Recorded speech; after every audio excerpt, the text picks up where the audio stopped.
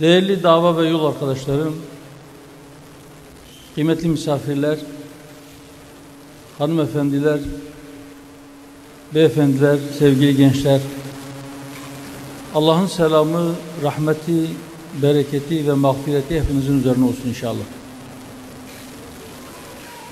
Bugün İzmir ve civarındaki bazı illerimizin belediye başkan adaylarını burada ilan etmek ve tanıtmak üzere bir araya geldik. Rabbim bu birlikteliğimizi, bu toplantımızı hayırlara vesile kılsın inşallah. Bugün Ocak ayının son günü, 31 Ocak, 31 Mart günü memleket olarak sandığa gideceğiz. Önümüze 4 pusula gelecek. Bunlardan birisi muhtarlık seçimiyle ilgili olan, biri belediye meclis üyeleri, biri ilçe belediyeleri, biri de büyükşehir belediyeleri için. Büyükşehir olmayan yerlerde de yine 4 pusula, biri muhtarlık seçimi, biri il genel meclisi seçimi, biri belediye meclisi, öteki de belediye başkanlığı seçimi için. Şimdiden bu seçimlerin ve sonuçlarının milletimize, memleketimize hayırlar getirmesini Rabbimden diliyorum. Evet, belki yerel seçim gündemiyle ve aday tanıtımı gerekçesiyle bir araya geldik ama maalesef çok uzun bir süredir gündemimizin en başında Filistin'de yaşanan katliam, orada yaşatılan soykırım ve insanlık suçlarıyla sürekli kafamız meşgul, sürekli yüreğimiz orada ve gündemimizde de gündemimizin değişmez maddelerden bir tanesi olarak Gazze duruyor. Orası bizim sızlayan yüreğimiz, kanayan yaramız. Maalesef 4. ayını doldurmak üzere olan o vahşet henüz devam ediyor. 4 aya yakındır yüreği orada atan pek çok insan meydanlara iniyor.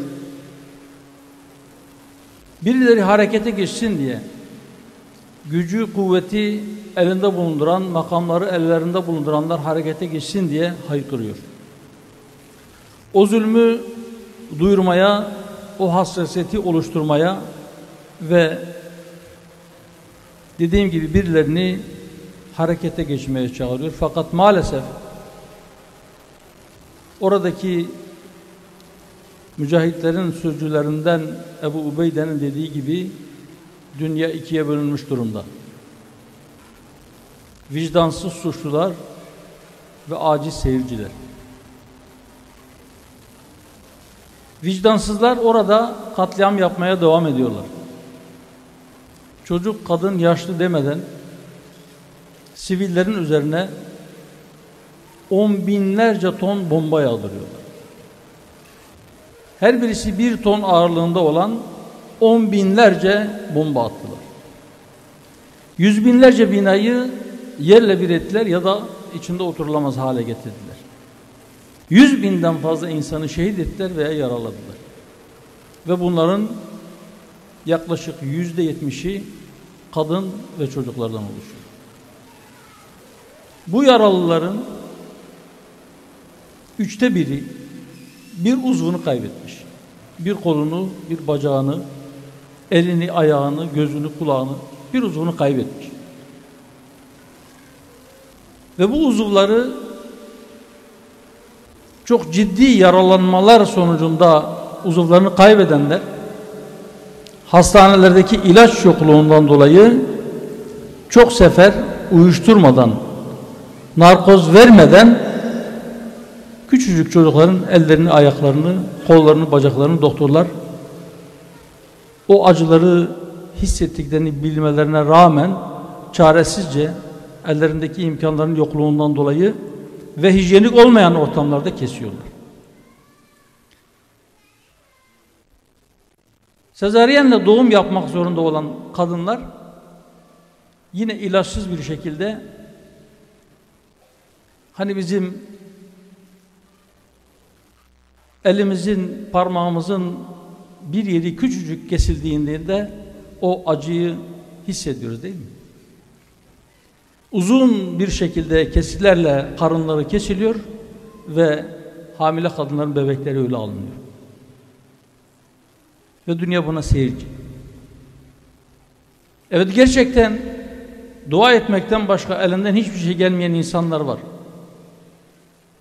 Eğer onlar ellerinden sadece dua gelenler bunu yapıyorlarsa onlar vazifelerini yapmışlardır.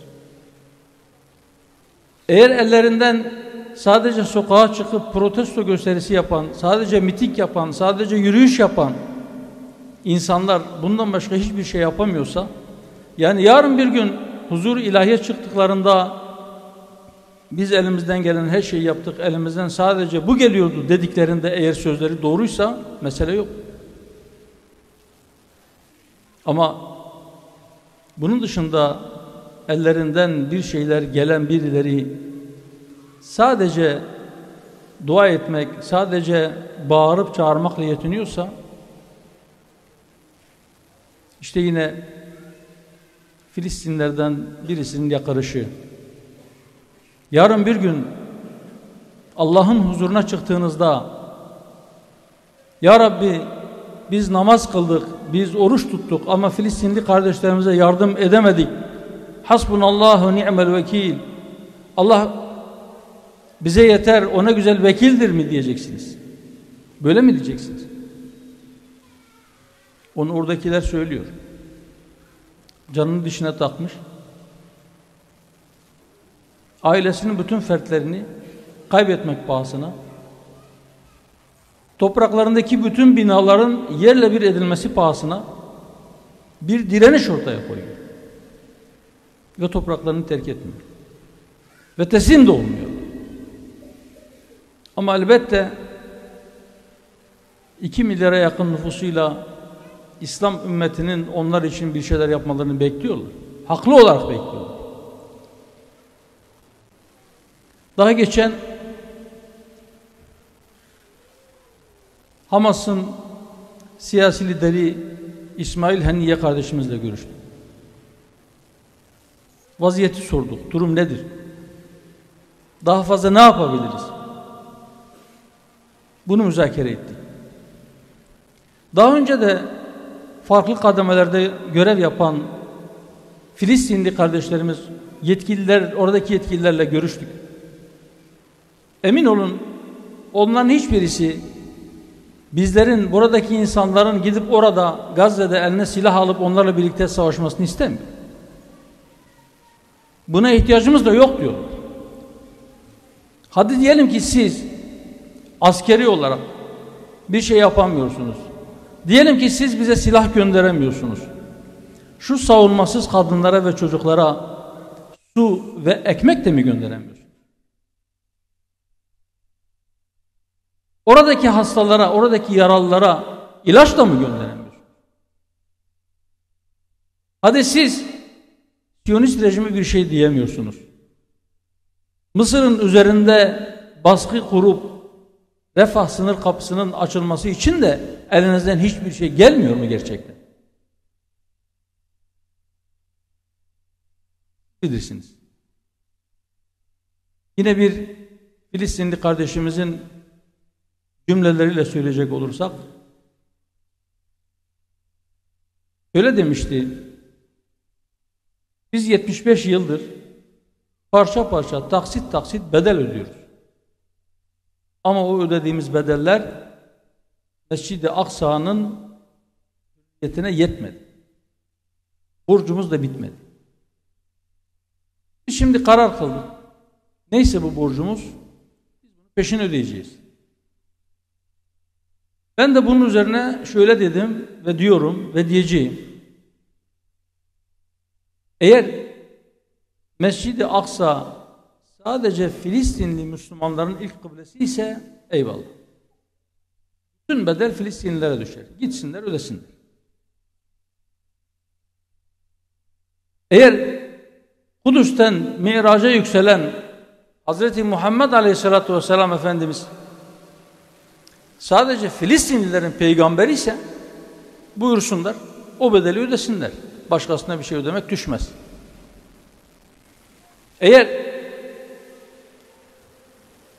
Mescid-i Aksa'yı ve etrafını öven, ayet-i kerimeleri içeren Kur'an-ı Kerim sadece Filistinlilerin okuduğu, sadece onların iman ettiği ve tatbik etmeye çalıştığı bir kitap ise Filistinliler bütün bedeli tek başlarına ödesinler.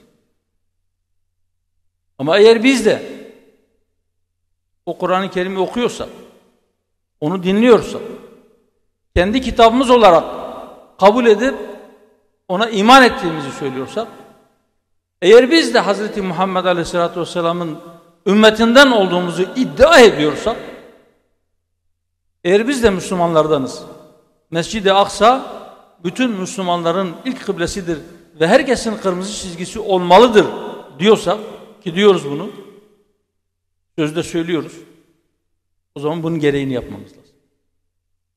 Madem Aksa hepimizin ilk kıblesi, madem oradan Miraca yükselen Hz. Muhammed Aleyhisselatü Vesselam hepimizin peygamberi ve hepimiz ondan şefaat diliyoruz, ve madem Kur'an-ı Kerim hepimize hitap eden ilahi bir kelam, öyleyse Mescid-i Aksa'nın hürriyetine kavuşması için gereken bedelden hissemize düşeni biz de üstlenmeliyiz. Biz de elimizi taşın altına koymalıyız. Evet, oradaki kardeşlerimiz bütün bu yıkıma, bütün bu vahşete, bu soykırıma, tarihin kaydedip kaydedebileceği en vahşi yöntemlere rağmen moralleri bozulmamış. Gerçekten ama bütün benlikleriyle, bütün kalpleriyle, bütün ruhlarıyla, bedenleriyle, her zerresiyle hasbunallah ve ni'mel vekil diyor. Allah bize yeter. Siz hiçbir şey yapmasanız da bize yeter. Biz üzerimize düşeni yapıyoruz. Ve herkes kendi hesabını verecek. Ve herkes hesabını verirken tek başına olacak. Ben buradan bütün İslam dünyasını tek tek, fert fert her bir Müslümana ve bütün İslam ülkelerinin idarecilerine sesleniyorum. Diyorum ki Allah'ın huzuruna çıkacağınız gün Filistinli kardeşlerinize gözlerinizin önünde canlı yayınlarda bu zulümler yapılırken, bu soykırım işlenirken siz onlar için ne yaptınız sorusuna hazır olun ve cevabınızı hazırlayın. Eğer bu soruya verdiğiniz cevap gerçekten sizi tatmin ediyorsa, gerçekten o cevabın sizi Allah'ın azabından kurtaracağını düşünüyorsanız mesele yok. Ama yok, eğer gerçekten daha fazla bir şeyler yapmamız lazım diyorsanız, o zaman neyse o yapmanız gereken şey, onu yapmak için daha ne bekliyorsunuz?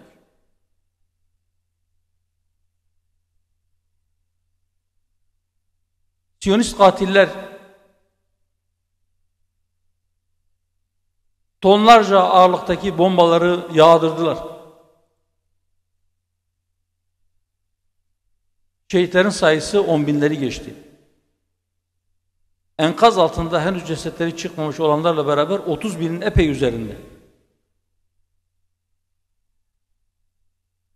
Ve biraz önce dediğim gibi bunların %70'i kadınlar ve çocuklar. Sadece insanları öldürmediler. Orada tarihi ne kadar yapı varsa, cami, kilise ayırt etmek için hepsini yıktılar. Hastaneleri vurdular. Ambulansları vurdular.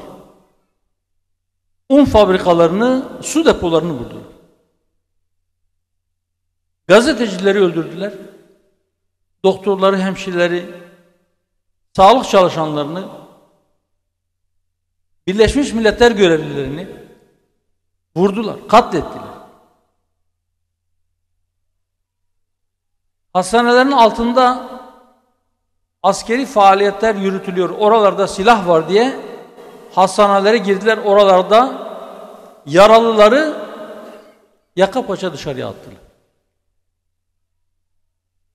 Sağlık çalışanlarını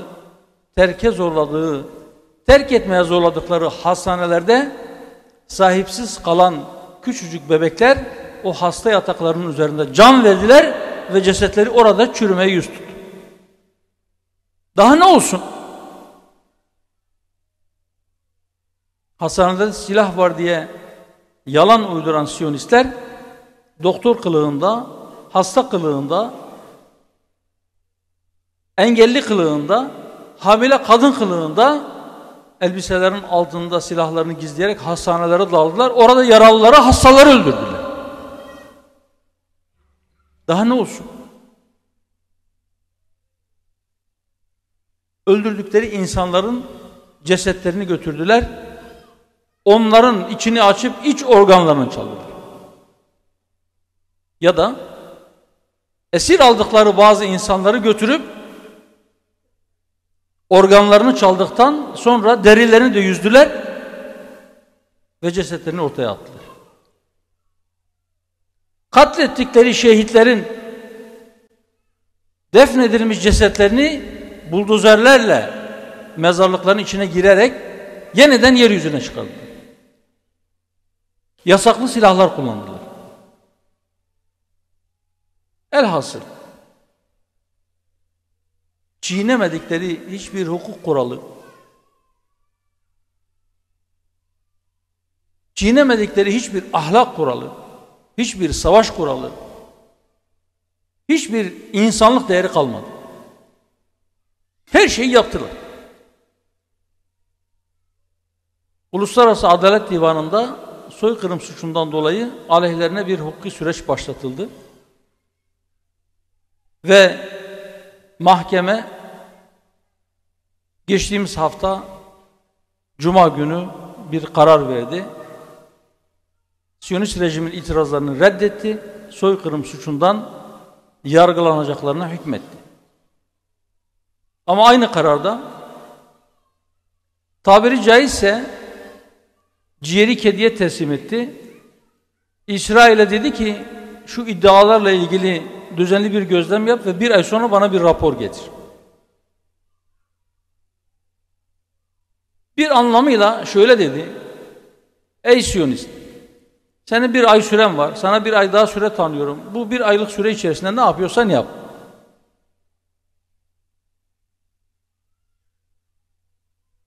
Bir ay sonra ben bir ateşkes kararı verebilirim. Tedbiren. Bir ay sonra orada kaç kişi hayatta kalacak onu Allah bilir.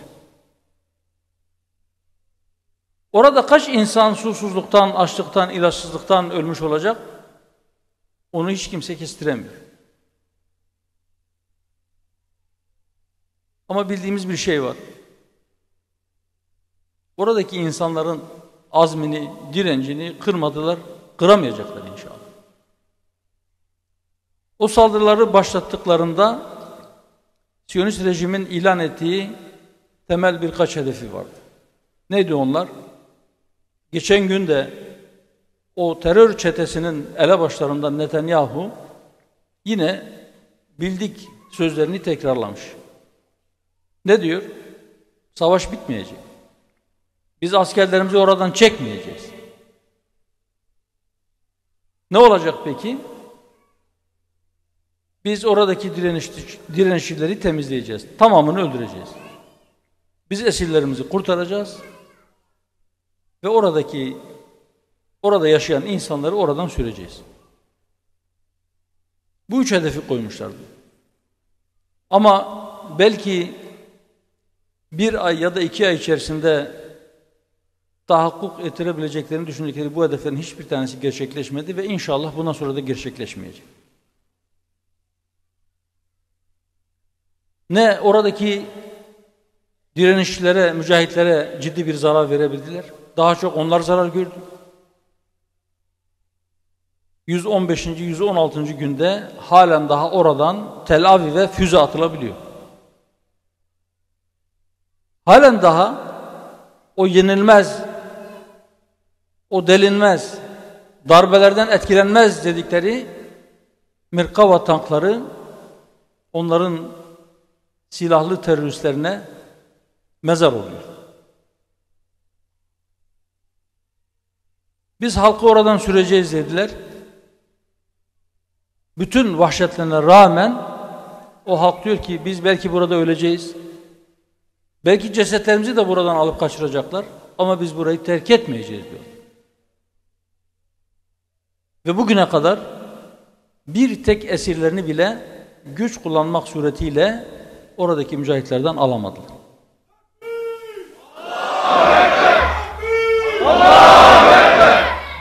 Bunun hıncını birkaç günlük, birkaç aylık ya da birkaç yaşındaki bebeklerden çıkarıyorlar. Bu vahşeti sergilerken belki şöyle düşündüler. Dediler ki biz olabildiğince sert davranacağız. İnsanlar dehşete düşecek ve biz şu propagandayı yapacağız. Diyeceğiz ki Hamas'ın yüzünden bunlar sizin başınıza geldi. Ve böylece oradaki halkın direniş gruplarıyla aralarını açacağız. Onlar direniş gruplarına baskı yapacaklar.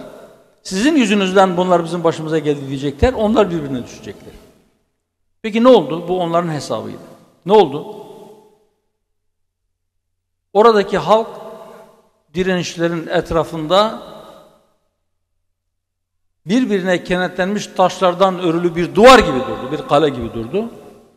Ama Tel Aviv'de Siyonistler bir korku saldı. Sizin yüzünüzden bizim başımıza füze yağıyor. Hükümet defolsun gitsin. Oradaki çocuklarımızı ölüme terk etmeyin.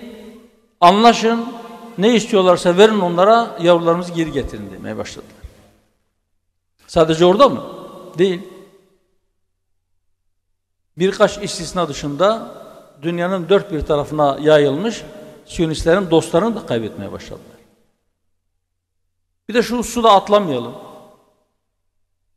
Bundan sonra bu memlekette birileri biz İsrail'in yaptıklarını kınıyoruz ama 7 Ekim'de Hamas'ta bu saldırıyı başlatmasaydı siz neyinize güvenerek bu saldırıyı başlattınız diyenlere dikkat edin. Onlar işte Siyonistlerin ilan etmedikleri o amaçlarına hizmet etmek için gönüllü olarak kalem sallayan ya da ekranlarda dolaşıp laf söyleyen insanlardır. Kendilerini açık etmiyorlar ama farkında olsunlar veya olmasınlar. Onlar Siyonizme hizmet eden insanlar. Sanki 7 Ekim'den önce her şey güllük gülistanlık. Ortalıkta hiç anormal bir şey yok. Siyonistler hiçbir yeri işgal etmemişler. Her gün işgal ettikleri toprakları biraz daha genişletmek için, biraz daha ileriye gitmek için orada Filistinlerin evlerini başlarına yıkmıyorlar. Sanki her gün 3'er, 5'er, 10'ar insanı katletmiyorlar. Kadınlar ve çocuklar dahil. Kaldırımda yürürken, okula giderken, alışverişe giderken. Sanki her gün o necis ayaklarıyla Mescid-i Aksa'ya baskın yapmıyorlar. Sanki Mescid-i Aksa'yı yıkıp yerine Süleyman Mabedi'ni inşa etmek gibi bir hayalleri yokmuş gibi. Sanki işgal 75 yıldır devam etmiyormuş gibi. Her şey 7 Ekim'de başlamış gibi cahilce laflar ediyorlar. Aslında biliyorlar. Ama meseleyi bilmeyen insanların aklını çelmek için dediğim gibi gönüllü bir şekilde ya da cehaletten dolayı bir anlamda eğer gerçekleri bilse daha iyi bir pozisyon alacak Müslümanların kafasını karıştırmak için çırpınıp duruyorlar.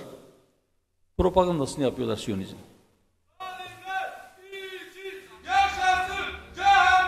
Zalimler için yaşasın cehennem. Zalimler için yaşasın cehennem.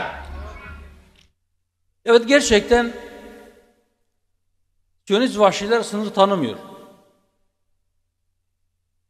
İşte dün dediğim gibi o hastane baskını, doktor kılığında, hamile kadın kılığında ve tekerlekli sandalyedeki bir hasta kılığında hastaneye girip hastane basan teröristler orada 3 kişiyi katlettiler. Ve yine ara ara basına düşen bir haber daha.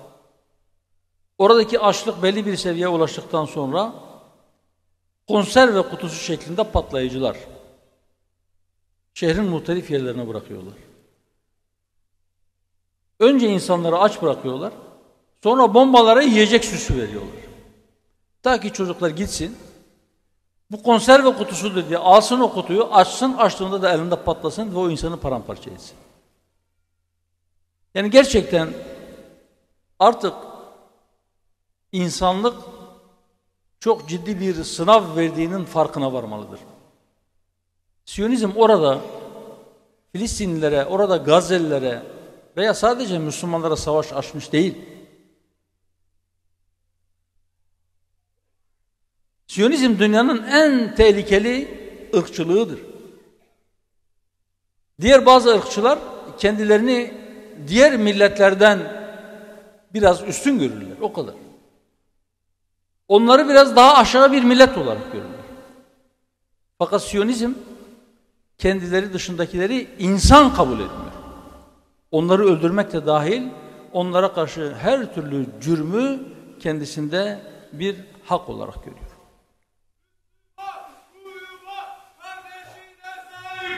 Müslüman uyuma, kardeşine sahip çık.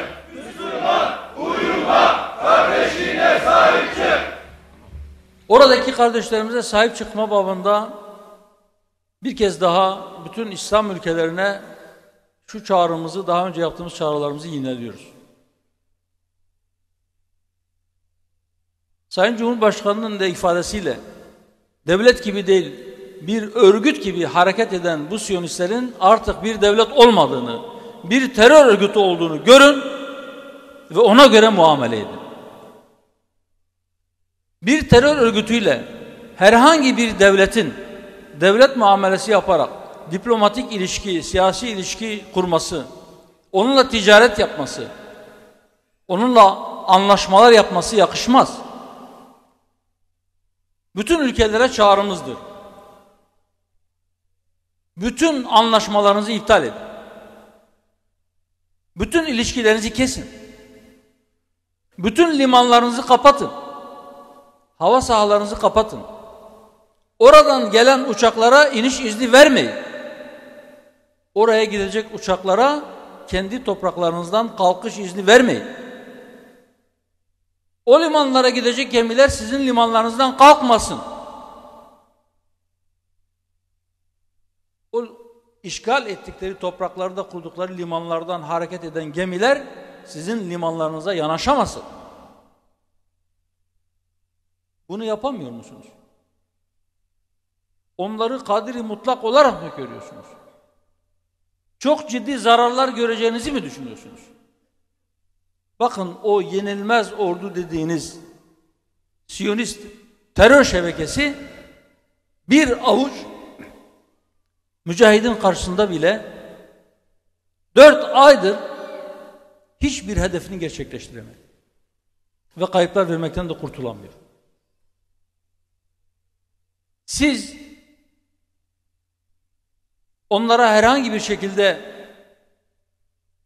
bir tavır aldığınızda, ilişkilerinizi kestiğinizde ekonomik olarak zarara uğrayacağınızı mı düşünüyorsunuz? Bundan dolayı mı geri duruyorsunuz? Mümkündür, olabilir. Ama biraz önce söyledim. Hedefinde belki sadece Filistin'in değil, Nil'den Fırat'a ama şimdilik, ondan sonra Nil'in ve Fırat'ın ötesine de bütün dünyaya hükmetme olan bir sapkınca düşünceden bahsediyoruz. Hedefinde siz de varsınız. Öyleyse sizi de hedef alan, sizi de hedefe koyan bir Siyonist terör şebekesine karşı tedbir almanın bazı ekonomik sonuçları olacaksa varsın olsun. Bir tarafta insan hayatı söz konusuysa, bir tarafta kadınların, çocukların hayatı söz konusuysa, bir tarafta insanlar susuzluktan, açlıktan, ilaçsızlıktan ölüyorsa, paranın hesabı yapılır mı? Üstelik biraz önce dediğim gibi, eğer onları sindirebilirlerse, eğer onları çiğneyip geçebilirlerse sıra size gelecek. Adamlar size de diş biliyor. Şimdi soru şu: bütün dünyaya meydan okuyan bir avuç terörist bütün dünyayı dize mi getirecek? Yoksa kendi hürriyetine, kendi izzetine, kendi haysiyetine sahip çıkan insanlar yeter sen kimsin, sen bunları yapamazsın mı diyecek. Kağıt üzerinde Birleşmiş Milletler'in soykırım suçlarının önlenmesine dair bir sözleşmesi var. Pek çok ülke de bunu imzalamış. Ve o imzada şunu taahhüt etmiş: dünyanın neresinde olursa olsun bir soykırım işleniyorsa hep birlikte buna karşı çıkacağız. Ve soykırımcıları yargılayacağız. Fakat şu ayıp bile tek başına yetmiyor mu? 55 İslam ülkesi var. Güney Afrika Cumhuriyeti Uluslararası Adalet Divanı'na götürüp dava açtı. Bu ayıp bize yeter. Allah sonumuzu hayır getirsin. Evet, biz Filistin'i gündem etmeye, Filistin'i gündemimizde tutmaya ve inşallah Filistin için elimizden ne geliyorsa onu bedeli ne olursa olsun yapmaya devam edeceğiz inşallah.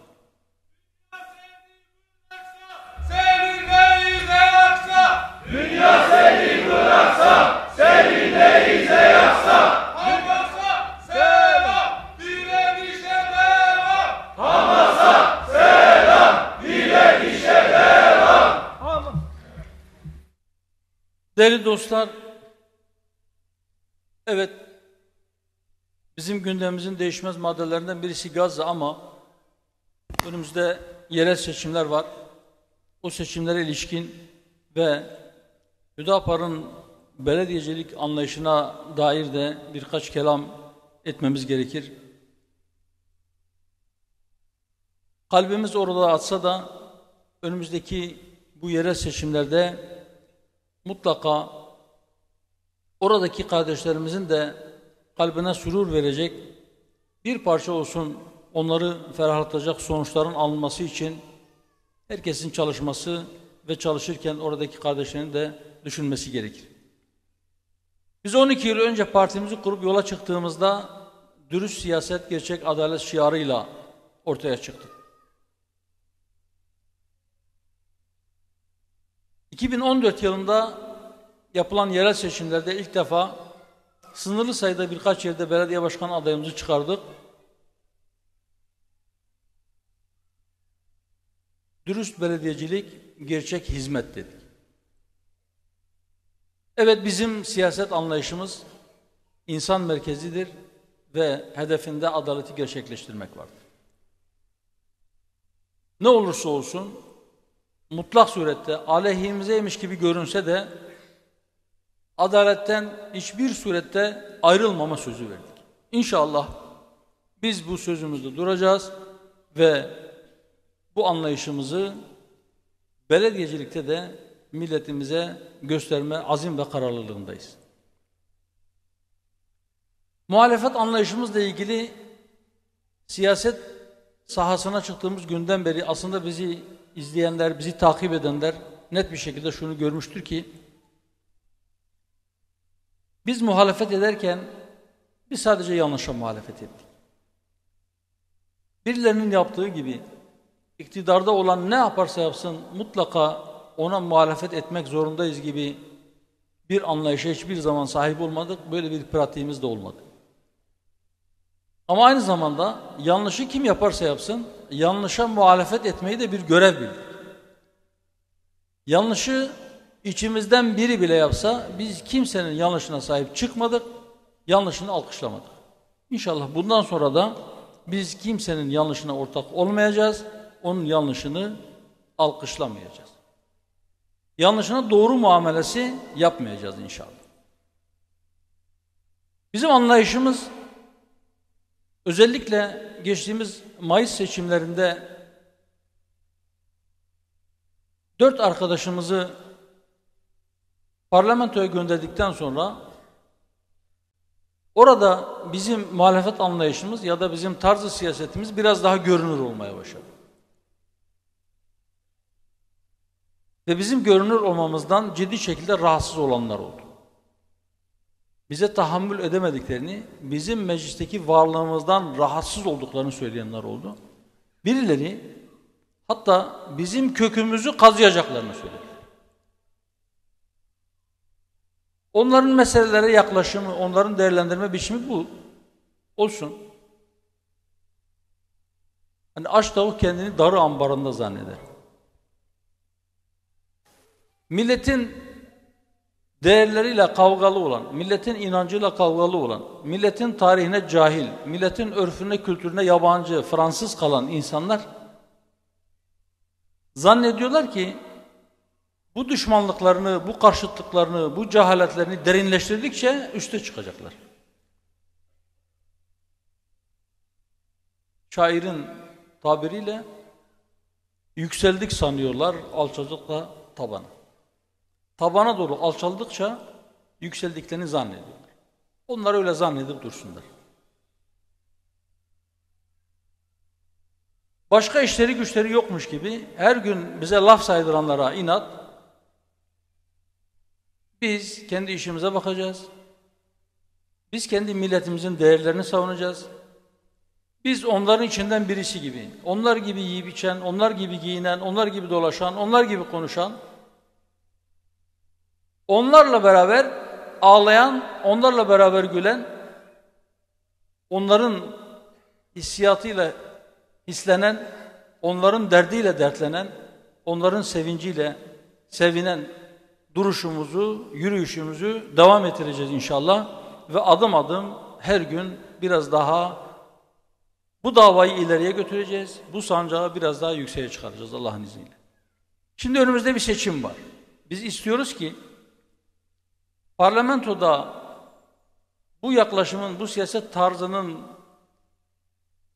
temsil edilmesinden sonra belediyecilik anlayışımız da biraz daha görünür olsun. Nasıl olacak bu? İnşallah Rabbim lütfeder, birkaç yerde belediye alırsak, belediye yönetimleri Hüdapar'a geçerse, inşallah bizim milletimiz o farkı da görecek. Peki Hüdapar belediyeciliği nedir? Ne olacak? Ya da ne olmayacak?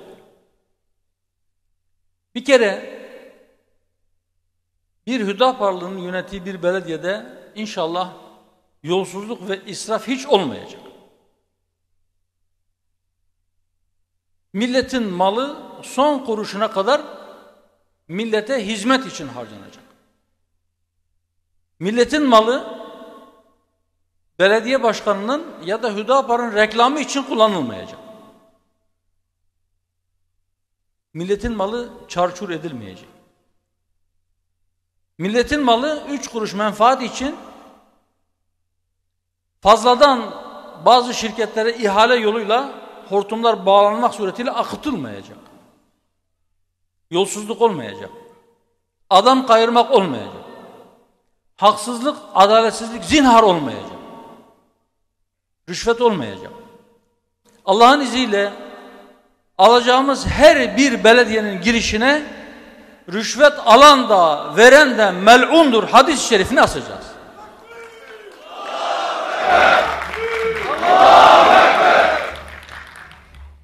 Hizmetler şu mahalle bana yakındır, falanca mahallede oturan benim yakınımdır şeklinde değil. İhtiyaca göre şehrin neresinin ya da o beldenin neresinin ihtiyacı varsa hizmetler oraya akacak. Az laf, çok iş olacak. İnşallah güvenli şehirler Hüdapar'la mümkün hale gelecek. Biz insan merkezli siyaset derken, niçin insan merkezli? Bizim inancımız şudur: Rabbimiz Allahu Teala insanı eşrefi mahlukat olarak yarattı. Yani yaratılmışların en şereflisi insandır. Allah insanı kendisi için, kendisine kulluk etsinler diye yarattı. İnsanın dışındaki diğer bütün hayvanatı, nebatatı ve cansız varlıkları insana hizmet etsinler diye yarattı. İnsanın emrine musahhar kıldı. Emre amade bekliyorlar. Öyleyse insana zarar veren hiçbir şey koruma görmeyecek. İnsana zarar veren hiçbir durum, hiçbir davranış hoş görülmeyecek, görmezden gelinmeyecek. Şehirler, sokaklar inşallah güvenli hale gelecek. Çevre korunacak. Çünkü bizim yönetim anlayışımızı en iyi ifade edebilecek kelimelerden bir tanesi de emanettir. Emanetleri ehline vermek gerekir. Bu hayat bize emanettir. Bu beden bize emanettir.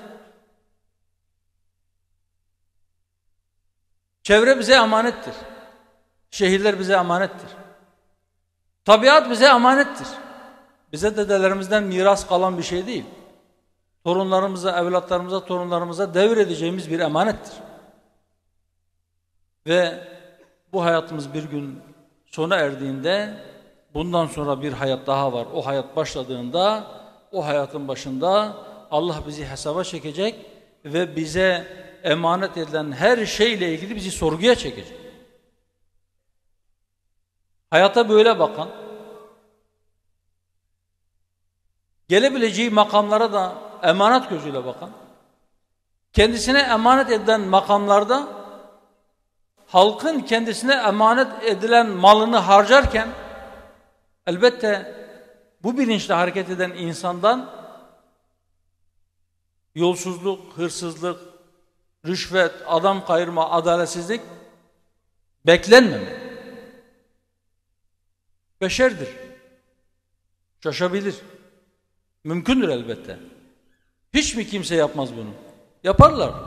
Bunu yapan da hiç mi Allah korkusu yoktur? O anda yoktur.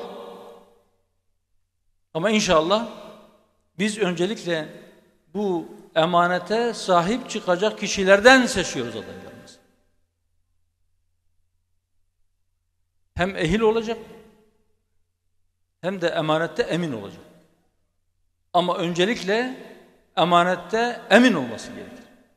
Eğer o işi çok iyi biliyorsa ama emanette emin değilse, kendisine emanet edilen şeyi yeterince korumuyorsa ya da koruma gibi bir derdi yoksa, o işi çok iyi bilmesi bizim için hiçbir anlam ifade etmez.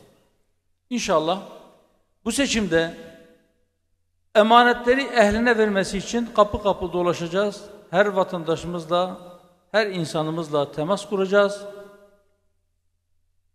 Ve belediyelerin idaresine talip olduğumuzu söyleyeceğiz. Sadece belediyeler değil. Belki birileri şunu diyebilir: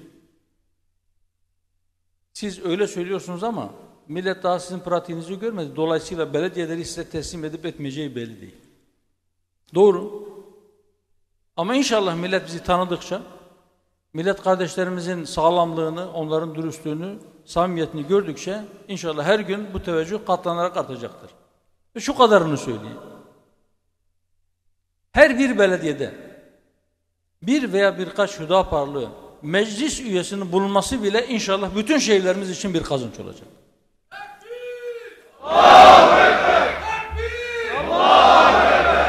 Zira bir Hüdaparlı'nın olduğu bir mecliste onlara fark ettirmeden bir şeyler olursa o başka. Hiç kimse göstere göstere milletin malını çarçur etmeyi, milletin malını başkalarına peşkeş çekmeyi aklından bile geçiremeyecek inşallah. Güzel İzmir'imizin 30 ilçesinin 30'unda da adaylarımızı bugün ilan ettik. çıktıkları bu yolda Rabbim utandırmasın, mahcup etmesin. Alabileceğimiz en iyi sonuçla inşallah 1 Nisan günü Allah'tan dileyim iyi bir temsiliyet ortaya koymak suretiyle Hüdapar belediyeciliğini İzmir'e de taşıma fırsatını Rabbim lütfetsin. Allah utandırmasın. Şimdi Elhamdülillahi Rabbil alemin. Vessalatu vesselam ala Resulina Muhammedin ve ala alihi ve sahbihi ecma'in. Allahümme Rabbena ya Rabbena teqabbel minna inneke entes semi'ul alim. Ve tub aleyna ya Mevlana inneke entet tevvabur rahim. Vehdina ve fiqna ilel hak ve ila tariqin müstakim. Ve'fu anna ya kerim, ve'fu anna ya rahim. واغفر لنا ذنوبنا بفضلك وكرمك يا أكرم الأكرمين ويا أرحم الراحمين اللهم ارفعنا بقرآن الكريم وبارك لنا بالآيات والذكر الحكيم اللهم ربنا آتنا في الدنيا حسنة وفي الآخرة حسنة وقنا عذاب النار ربنا اغفر لنا ولوالدينا وللمؤمنين يوم يقوم الحساب ربنا اغفر لنا ولإخواننا الذين سبقونا بالإيمان ولا تجعل في قلوبنا غلا للذين آمنوا ربنا إنك رؤوف رحيم ربنا هب لنا من أزواجنا وذرياتنا قرة أعين واجعلنا للمتقين إماما اللهم يا مقلب القلوب ثبت قلوبنا على دينك يا محول الأحوال حول حالنا إلى أحسن الحال الصلاة والسلام عليك يا سيد الأولين والآخرين وسلامة على الحاضرين والحمد لله رب العالمين الفاتحة